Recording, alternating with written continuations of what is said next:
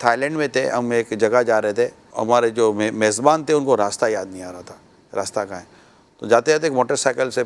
والے سے راستہ پوچھا تو اس سے راستہ بتا دیا، تو وہ جو ہمارے جو میزبان تھے انہوں نے گاڑی چلا دیا کہ میں کہا اس کا شکریہ تو ادا کرو یار، ایک آدمی نے ہم کو راستہ بتایا ہے، تو ہم نے ریورس کیا، تو اس کا شکریہ ادا کرنے کے تو اس نے اپنا تعارف کیا کہ میں غیر مسلم ہوں۔ میں اسلام میں کہا یار اس نے اپنے کو راستہ بتایا، ہم بھی اس کو راستہ بتا دیں۔ واہ، تو گاڑی میں بیٹھے بیٹھے ہی سلمان بھائی 1 یا 1.5 منٹ میں نے گاڑی میں بیٹھ کر بات کی، اس نے کہا ٹھیک ہے مجھے کلمہ پڑھا ہے میں مسلمان ہوں، اللہ اللہ،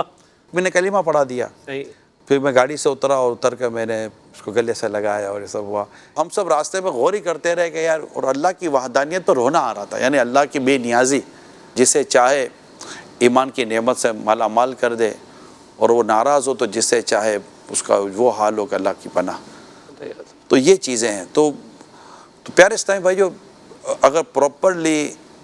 عملی طور پر ایمانداری، تقوی، پرہیزگاری، سچائی ایک مسلمان اختیار کرتا ہے اور ساتھ ساتھ پراپرلی دین کی دعوت دینے میں کامیاب ہو جاتا ہے،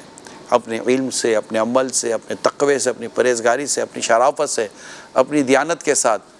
تو وہ ویسے ہی مطلب کہ کسی حد تک وہ اس کا دل وہ نرم ہو ہی چکا ہوتا ہے کہ یار اسلام کتنا خوبصورت دین ہے، تو وہ آ جاتے ہیں۔ جی، اللہ تعالی ہمیں توفیق دے آمین۔ اور ہم بھی اس کی